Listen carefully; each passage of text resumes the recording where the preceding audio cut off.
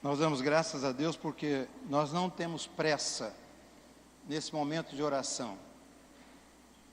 Aliás, nós queremos aprender a não ter pressa para fazer nada na casa de Deus, fazer as coisas movidos pelo Espírito.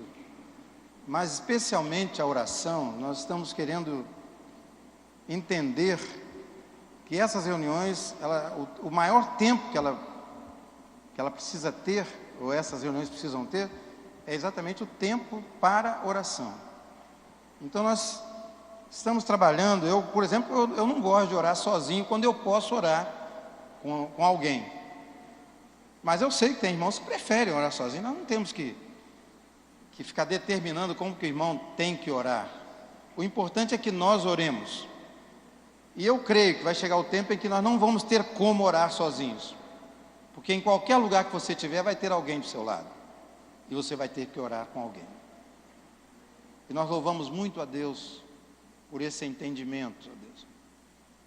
Estamos muito gratos ao Senhor, porque nesta noite nós vamos ler um texto do apóstolo Paulo, na primeira carta aos Coríntios, capítulo 1.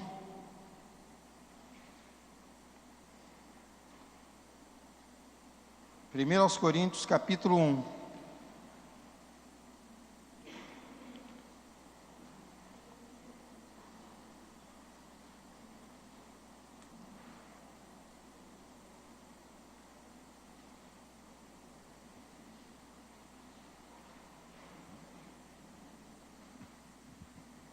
Os irmãos estão me ensinando a falar.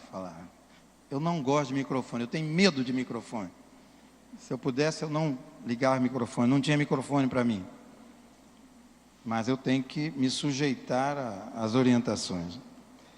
1 Coríntios capítulo 1, versículo 4 até o 9. Versículo 7 que o Miro leu. Na minha tradução está assim: que vocês não têm deixado de receber nenhum dom espiritual, enquanto esperam a vinda do nosso Senhor Jesus Cristo. Há um outro texto que diz, na sua tradução provavelmente diz, não lhes falta nenhum dom. É isso? Paulo está agradecendo a Deus a vida dessa igreja, que ele edificou, que ele levantou na sua segunda viagem missionária, onde ele passou 18 meses ali em Corinto, e nesse tempo ele levantou essa igreja. E eu lendo a história de Paulo, lendo o apostolado de Paulo, o ministério de Paulo, eu posso ver que Paulo tinha dois grandes sonhos de consumo. Primeiro, pregar o Evangelho. Paulo não abria mão da oportunidade que Deus deparava para ele, ele aproveitava as oportunidades. No capítulo 17, lá em Atenas, quando ele estava esperando alguém, alguns irmãos, ele estava ali na praça olhando e vendo aquela idolatria toda, ele ficou evangelizando ali, falando do Senhor, a ponto de depois dizer, olha, descobriu que em Atenas eles tinham muitos deuses, tinha muitos ídolos, deuses com letras minúsculas, né? Ele então falou, eu quero falar para vocês, vamos construir um altar aqui ao Deus desconhecido. Vocês conhecem tantos deuses e todos eles são mentiras, são falsos, são deuses que na verdade não existem. Eu quero falar para vocês agora de um Deus desconhecido, que é o Deus por meio do qual nós vivemos, nos movemos e existimos. E apresentou com aquele vigor paulino a mensagem poderosa do Evangelho do nosso Senhor Jesus Cristo. Então Paulo não abria mão de pregar o Evangelho, ele criava, na verdade, ele criava oportunidades. E eu quero aprender com o meu xará a criar oportunidades para falar do Senhor, para dizer aos homens que existem boas novas, que existe esperança em Cristo, que Jesus Cristo morreu, ressuscitou, está vivo, e Ele quer transformar a nossa vida. Ele quer transformar a vida do pecador. Ele quer dar um alento novo, uma vida nova, uma experiência nova, para que este homem veja que a vida não é aquela de tristeza que ele viveu até então, sem Cristo, sem esperança e sem salvação. Como ele diz lá em Efésios, Paulo, que aquele povo, nós não éramos, nem sequer éramos povo. Agora nós somos povo de Deus. Então é preciso que as pessoas saibam que, neste momento, provavelmente, elas nem sequer são povo. Em relação às coisas de Deus, à pátria celestial. Mas elas agora podem ser evangelizadas por nós e conhecerem o poder de Deus, o amor de Deus, a alegria de Deus, a esperança em Deus e a vida eterna em Jesus Cristo nosso Senhor. Então Paulo era um homem que não conseguia controlar-se diante da palavra do Evangelho. Ele pregava o Evangelho. Ele amava pregar o Evangelho. E ele chegou a dizer: eu não me envergonho do Evangelho, porque ele é o poder de Deus para a salvação de todo aquele que crê. Ele disse mais: e ai de mim, se eu não pregar o Evangelho. A minha mãe às vezes falava comigo: olha, vou te dar essas e essas funções. Ai de você, se eu chegar em casa às 6 horas e você não tiver feito isso, isso, isso. O apóstolo Paulo sentia que essa pregação do Evangelho era algo que fazia parte da sua vida e não podia sair dela. Ele pregava o Evangelho, ele amava pregar o Evangelho. Mas ele amava também, em consequência disso, isto é, porque ele pregava o Evangelho e Deus prosperava a sua pregação, e Deus dava frutos diante desta pregação ardorosa, esta pregação ungida. E é aqui que nós temos que parar um pouco. As nossas pregações necessariamente precisam ser ungidas pelo Espírito Santo de Deus. Ou então, nós não vamos ter o resultado que o Senhor quer que tenhamos.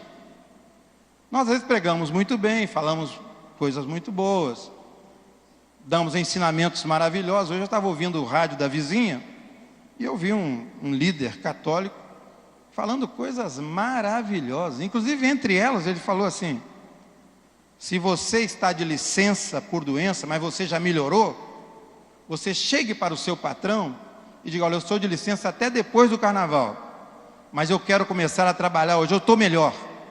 Eu não quero ganhar o seu dinheiro sem trabalhar, eu estou melhor, eu posso trabalhar. Que ensinamento maravilhoso, né? Então, irmão, às vezes, principalmente na igreja, na reunião da igreja, nós temos ensinamentos maravilhosos. Nós temos coisas ardentes, nós temos coisas que vão além dos nossos ouvidos e dos nossos olhos. São coisas, são verdades que entram no nosso coração. Louvado seja o nome do Senhor. Mas então o outro sonho de consumo de Paulo, eu estava dizendo, era por causa da pregação do Evangelho. Ele tinha as igrejas, pessoas que se convertiam, abandonavam judaísmo, abandonavam pecado, abandonavam coisas de macumbaria, abandonavam, enfim, a vida velha e aceitavam esta vida velha e podiam dizer, cantar com o apóstolo Paulo: quem está em Cristo é uma nova criatura. As coisas velhas já passaram, eis que tudo se fez novo. E uma das coisas que nós precisamos falar aos irmãos novos, porque alguns deles, ou alguns que tropeçaram na caminhada cristã, se afastaram do Senhor, e ficam assim como que sem norte. Ontem eu conversei com um rapaz, ele conhece muito a Bíblia, Mas ele falou: olha, Paulo César, eu sou hoje dependente de crack. Eu preciso que você me ajude. Eu quero ir lá para o centro de recuperação aqui do Rio Novo do Sul, ali do Valmir, vem viver. Mas é difícil, né? Eu falei: parece que é. Tem triagem, tem isso, aquilo. Mas nós vamos orar por você. Não deixe de vir aqui. Você me encontra sempre aqui. E desde ontem eu passei a orar por ele. Ele já está na minha caderneta de oração. Na verdade eu não tenho caderneta mais. Mas eu posso orar pelas pessoas sem precisar olhar no nome na minha caderneta. Então as pessoas às vezes ficam abaladas e abatidas, esquecem-se de que um dia elas experienciaram a salvação, elas vivenciaram o amor de Deus, elas experimentaram a grandeza do poder e da graça do Senhor Jesus Cristo. Elas caminharam no Espírito, elas pregaram o Evangelho, elas cantaram nos bancos juntamente conosco, elas visitaram, como nós fomos recentemente lá em Guarapari, a gente podia ver a alegria daquela família, né, Gilberto? Aquela alegria dos irmãos ali. Os irmãos foram em mais cidades aí, em Mimoso, Alegre, aqui em Marataízes, em Itapemirim. Quer dizer, naqueles momentos que a gente vai fazer essas coisas, tão pouco tempo, a gente pode ver como que o Espírito do Senhor, apesar de nós, a despeito de toda a nossa fraqueza, o Senhor está agindo, está trabalhando, está renovando, está restaurando, está salvando, está reanimando, está encorajando, está dizendo: você é meu filho e eu quero te levantar outra vez. Eu preciso de você. Mas então, irmãos, Paulo tinha como sonho de consumo as igrejas do Senhor Jesus. E ele dizia, lá na carta aos Gálatas: eu sofro por vocês dores como de uma parturiente. Paulo era homem, não tinha útero, não tinha nenhuma capacidade de ter filho, mas ele amava tanto a igreja e os irmãos, que dizia: eu sinto as dores de parto, até que Cristo seja manifestado, Cristo cresça em vocês, vocês sejam amadurecidos, não fiquem aí no primeiro degrau, no jardim de infância, avancem, vocês precisam avançar. Eu preciso avançar. Então, irmãos, muito embora Paulo tivesse como sonho de consumo a igreja, as igrejas que o Espírito Santo levantava pela sua instrumentalidade, e com Silas e Sóstenes e Timóteo e Arquipo e tantos outros, ele não deixava de falar a verdade de Deus às igrejas que ele amava. E muitas vezes nós não estamos muito dispostos a ouvir a verdade de Deus. Nós achamos melhor os elogios, mesmo que a gente não mereça, né?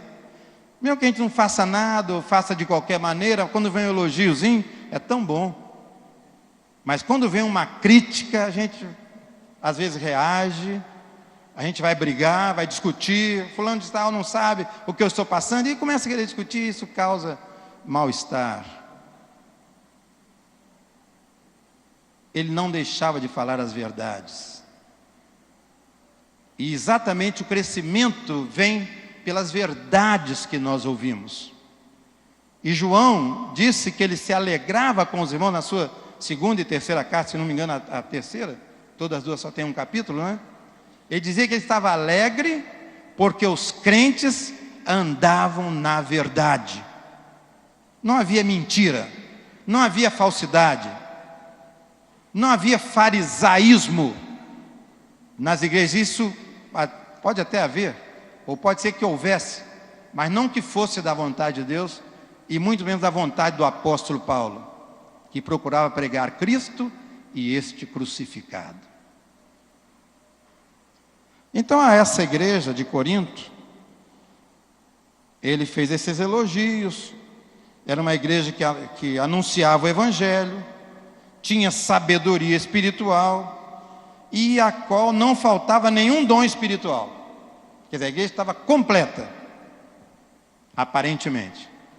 Mas se nós continuarmos a leitura, nós vamos chegar no versículo 10. O versículo 10 diz assim: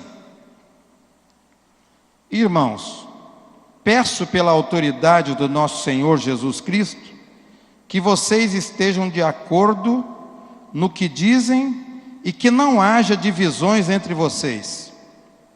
Sejam completamente unidos num só pensamento e numa só intenção.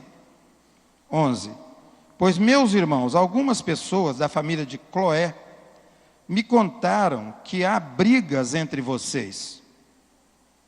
O que eu quero dizer é isto: cada um de vocês diz uma coisa diferente.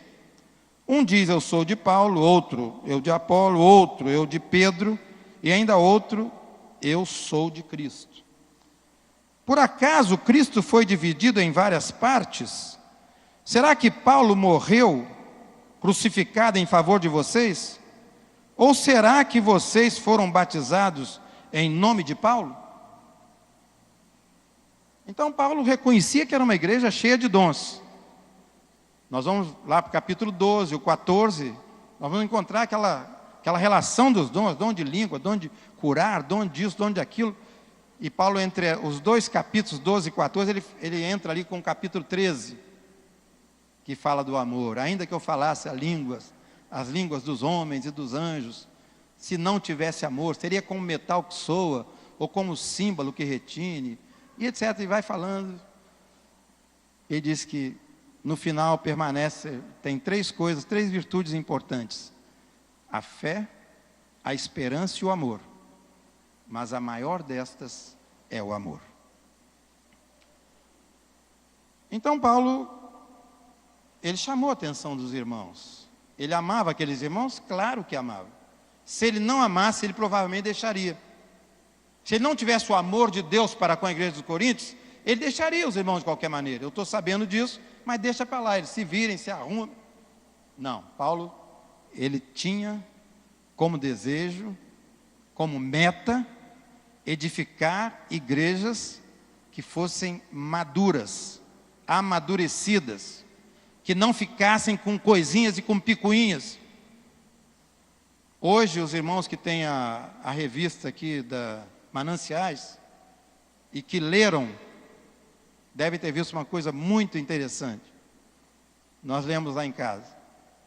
Os irmãos falam, a mensagem fala de Josué assumindo a direção do povo. E lá pelas tantas, o escritor ou a escritora diz: nós precisamos ter cuidado, irmãos, em outras palavras, para que não fiquemos invejosos com relação aos irmãos que vêm depois de nós. E pega Moisés e mostra como que Moisés agiu em relação a Josué. Ele não escondeu nada, ele disse tudo, abriu o livro. Ele orientou Josué corretamente. E Josué aprendeu, e foi aquele grande general. E Deus foi com ele até a entrada na terra prometida. Irmãos, às vezes isso faz parte da nossa mesquinharia, da nossa mesquinhez, da nossa pobreza. Quantas vezes nós queremos fazer grandes trabalhos para Deus, mas quando somos substituídos, parece que fica assim uma ponta, assim poxa, eu fiz isso, eu fiz aquilo, no meu tempo era assim, eu era assim, tal e coisa. Irmãos, a igreja vai continuar comigo, sem mim, sem você. A igreja vai continuar. E ela precisa continuar. E precisa continuar com a minha oração, com a minha cooperação, com a minha simpatia aos irmãos que tomaram o meu lugar.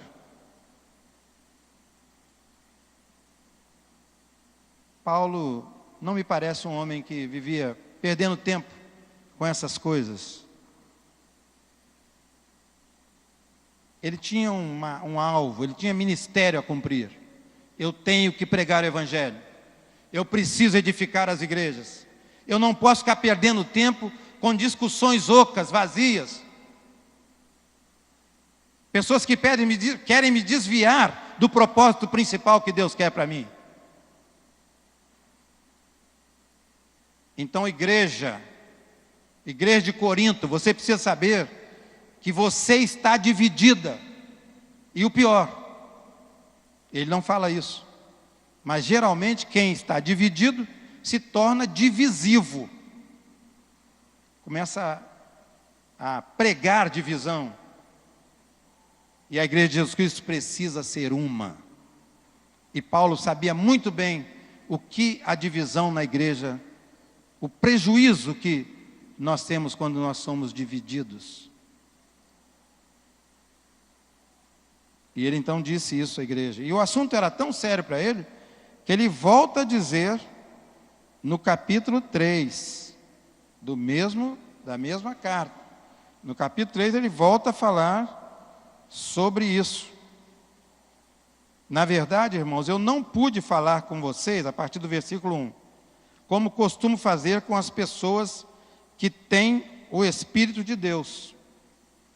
Tive de falar com vocês como se vocês fossem pessoas do mundo, como se fossem crianças na fé cristã.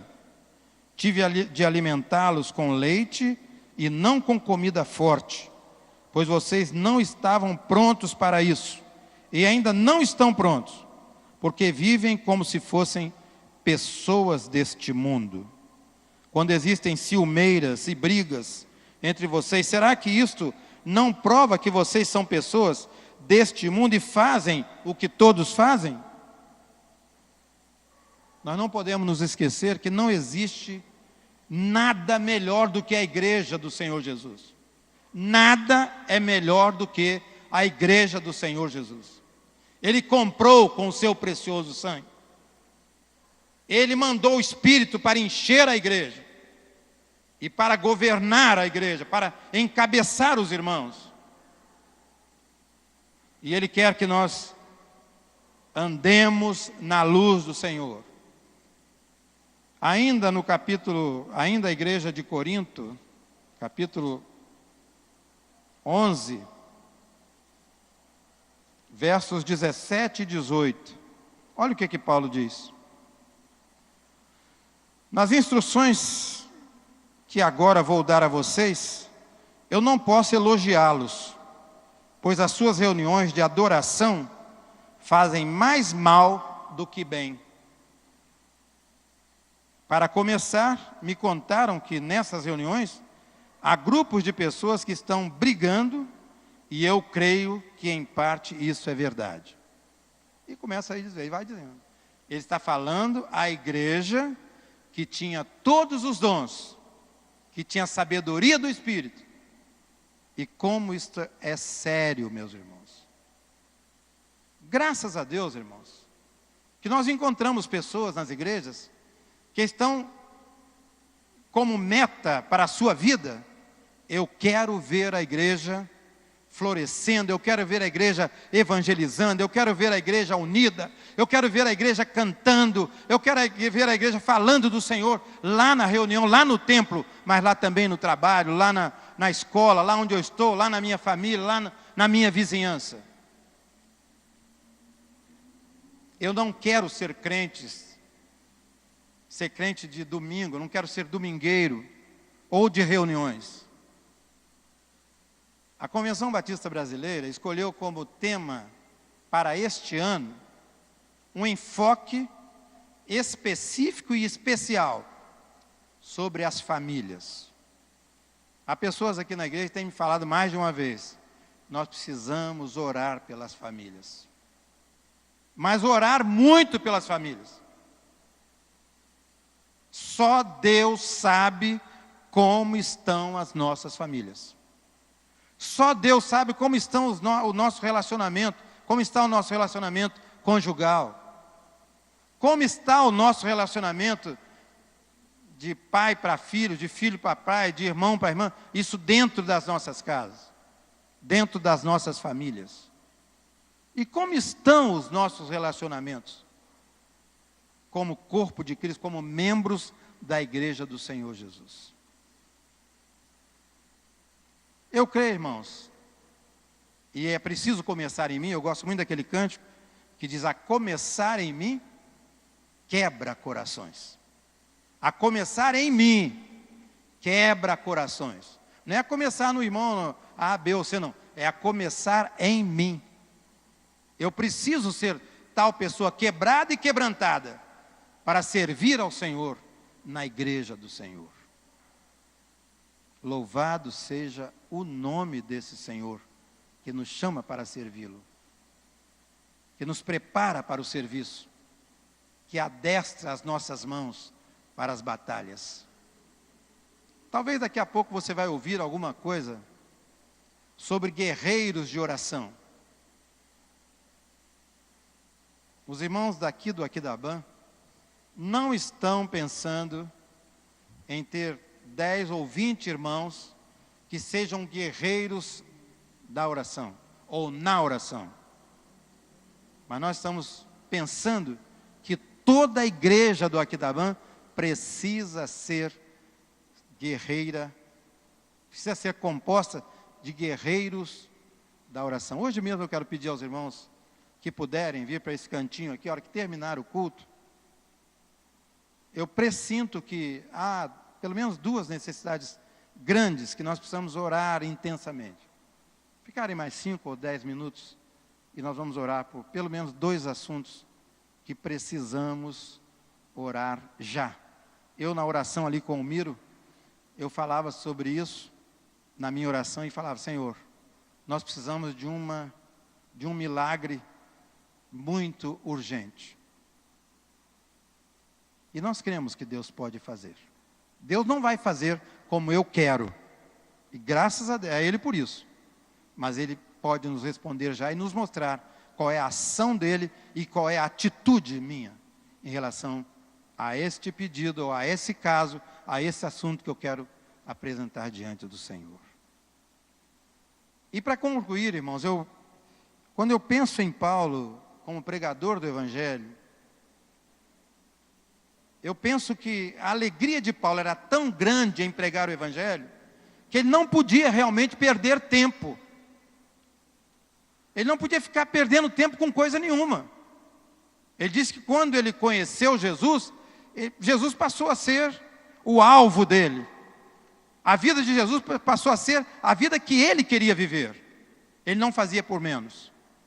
Então ele pregava o Evangelho. Ele dizia que Cristo morreu, mas ressuscitou e está vivo. A nossa fé não é uma fé inócua.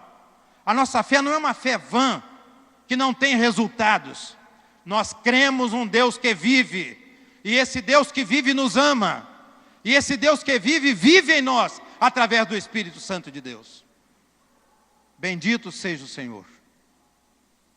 E eu quero concluir então lendo 1 Coríntios capítulo 15, versículos 12 a 19, você vai ler comigo. Eu peço que os irmãos abram a sua Bíblia. 1 Coríntios 15, 12 a 19. Se Cristo não ressuscitou, é vã a nossa fé. Então a mensagem dos apóstolos, elas tinham como base, como pilar fundamental, a pregação de que Jesus Cristo morreu e ressuscitou e oferece aos seus seguidores a vida eterna, uma vida que não tem fim. E esta pregação, eles pregavam para reis, para imperadores, para pobres, para pequenos, para grandes, porque eles sabiam que todos igualmente precisam da morte e da ressurreição de Jesus. A Bíblia chega a dizer que nós morremos com Cristo na cruz. Nós morremos, então, nós que já temos Cristo, nós morremos com Ele lá na cruz. Mas diz também que nós ressuscitamos com o Senhor. Então eu fico imaginando Paulo na sua vibração, no seu comportamento, na sua ética espiritual, no seu intento de agradar a Deus. Ele pregava com muita alegria. e com muita satisfação. Olha aqui, atenienses, corintianos, olha aqui, pessoas da Macedônia e de onde mais vocês estiverem. Eu estou pregando uma mensagem que é capaz de transformar as vidas, porque a minha vida foi transformada. Eu estava buscando prender e maltratar os cristãos, mas um dia Jesus falou comigo. Um dia essa luz brilhou e eu fiquei cego, mas quando eu fiquei cego foi que eu vi. Eu vi Jesus, eu criei em Jesus, e hoje eu prego Jesus, e não me envergonho desse Cristo que me salvou. Eu preciso ser tal pessoa, irmãos, que pregue este Jesus, que morreu por mim, que deu a sua vida, que comprou a igreja com seu sangue, não foi com muito dinheiro ou com pouco dinheiro, não foi com palavras bonitas ou feias. O Senhor deu a sua vida por mim. Ele é o Cordeiro de Deus que tira o pecado do mundo. Ele purificou os nossos corações para que nós vivamos em unidade. Esqueçamos aquelas coisas que podem nos desviar do alvo central de Cristo e edifiquemos a igreja. Eu fico pensando que Paulo, se estivesse aqui, ele estaria chorando. Não estou dizendo aqui do Aquidabã, não. Estou dizendo da igreja em geral. Não estou dizendo especificamente Aquidabã. E eu, quando prego, eu não estou preocupado com a igreja do Aquidabã. Eu estou sim pregando, pensando na igreja de Jesus Cristo, que está aqui, que está ali, que está em tantos lugares. E eu preciso ter bom relacionamento com todos esses irmãos, que igualmente foram comprados e remidos com o sangue de Jesus Cristo. Mas eu creio, irmãos, que quando eu falho, quando eu não trato o irmão com a devida consideração, quando eu não tenho o devido desejo de servir a Deus, de amar os irmãos, eu creio que Paulo fica tão triste. E se ele tivesse aqui, ele falar: Paulo César, você é meu xará, mas olha, eu estou muito triste com você. Você não está amando os seus irmãos. Você está dividido dos seus irmãos. Você está trazendo coisas para entristecer o coração de Deus. Mas hoje, irmão, nós nos levantamos e nos ajoelhamos em oração. Porque nós cremos que a oração vai fazer a diferença nas nossas vidas.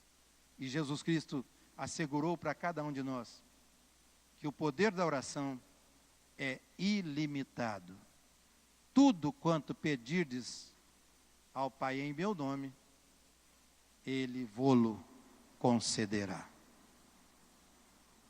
Eu preciso orar mais. Eu preciso me ajoelhar mais. E eu preciso aplicar na minha vida. Segundo Crônicas, capítulo 7, versículos 14 e 15. Se você souber, diga comigo. Se o meu povo, que se chama pelo meu nome, se humilhar, orar e buscar a minha face, e se converter dos seus maus caminhos, então eu ouvirei dos céus, perdoarei os seus pecados e sararei a sua terra. Estarão abertos os meus olhos e atentos os meus ouvidos à oração que se fizer neste lugar. Muito obrigado, Senhor, pelo amor que o Senhor tem para conosco e pelas esperanças e as expectativas que o Senhor nos faz ver agora, de que o Senhor ainda é benigno e bondoso para conosco. Reconhecemos, ó Deus, que nós não merecemos absolutamente nada do Senhor, mas o Senhor é bom, o Senhor nos ama, e o Senhor quer nos fazer prosperar, para que o nome do Senhor seja glorificado, e muitas igrejas sejam edificadas. Em nome de Jesus. Amém.